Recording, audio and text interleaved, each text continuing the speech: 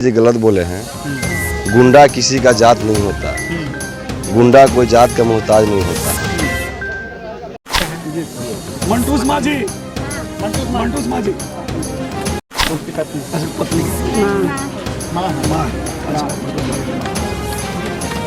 ये राशि अनुसूचित जाति जनजाति कल्याण विभाग से माननीय मुख्यमंत्री नीतीश कुमार जी के दिशा निर्देश में आप लोगों को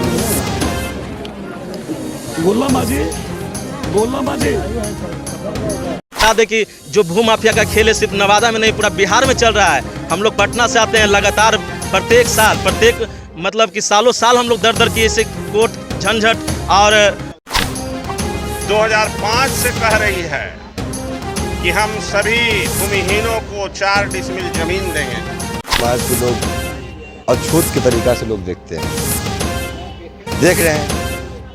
ये ज़मीन ये माली गर्मजरुआ कहा जाता था। ये जो ज़मीन जिस पर हम लोग हैं, और उसके बाद यहाँ के भू माफियाओं ने 72 के सर्वे में अपने नाम पे करवाते हैं। देखिए कुछ लोग जो है मदद करने के लिए या मिलने के लिए पटना से भी चल के आए हैं। समाज सेवी है, आरजेडी का, लेकिन बैच लगाए हुए लगता है आरजेडी के नेता होंगे। क्या परिचय है सर? मेरा नाम भाई दीपक कुमार मांझी हुआ जी, और पटना जिला के जिला अध्यक्ष भी हुए। अच्छा। और प्रेजेंट में जिला परिषद सदस्य भी हुए। अच्छा, मांझी जी जो जिस प्रकार से कल बोले हैं कि आरजेडी के गुंडों के द्वारा जो है ये सब घटना को अंजाम दिया गया है, नहीं, ये तो मांझी क्या जी सोचते हैं इस पे? ये तो मांझी जी गलत बोले हैं। गुंडा किसी का जात नहीं होता, गुंडा कोई जात का मोहताज नहीं होता है। वो कहें जो गलत बयान दिए हैं।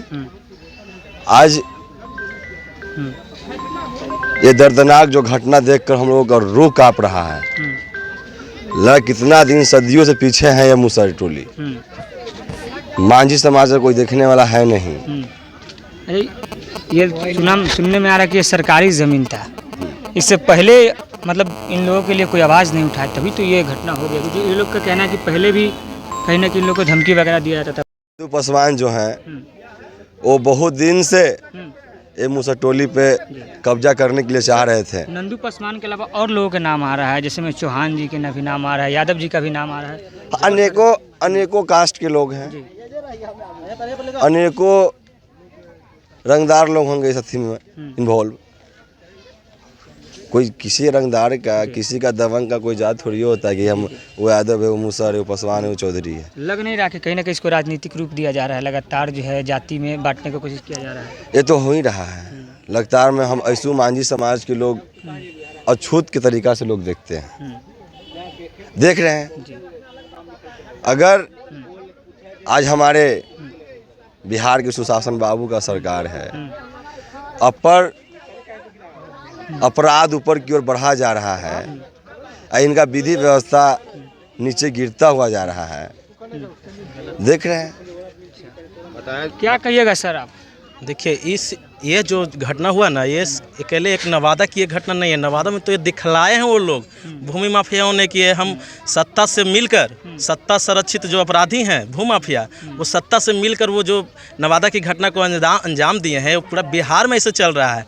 आपको बताते हुए मैं बताना चाहता हूँ कि इसे इधर हर एक जिला में इस तरह की घटनाएं घट रही है। हम लोग पटना से आए हैं। पटना जिला में हम लोग के 2020 से ही हम लोग को मुसहरी को हटाकर बेचकर यहाँ भू माफिया यहाँ पर सत्ता से मिलकर वो मोटी रकम यहाँ से लेना चाह रहे हैं। जो ये घटना है, आप ही जो यहाँ की जो बात कह रहे हैं आप, ये जो घटना है ये आज़ादी पूर्व में ये ज़मीन ये माली गर्मजरुआ कहा जाता था। ये जो ज़मीन जिस पर हम लोग हैं, और उसके बाद यहाँ के भू माफियाओं ने 72 के सर्वे में अपने नाम पे करवाते हैं। उसके बाद वो जो भू माफिया के हैं, उसके बाद वो नंदू पासवान के नाम पर वो करते हैं। तो ये जो माली गर्मजरुआ है, तो इसको तो सरकार को संज्ञान में रखना चाहिए कि ये जो ज़मीन है जिस पे हमारे दलित परिवार, पिछड़े परिवार जो रह रहे हैं, इसको बास्कित पर्चा देते हुए इन लोग का इंदिरा आवास बना दिया जाता अब तकला। तो अगर ये बन जाते तो इन लोग के कानूनन रूप से जो बास्कित पर्चा का जो अधिकार हो जाता, आवासीय का अधिकार हो जाता, तो ये लोग अपने आज ये घटना नहीं हो पाता।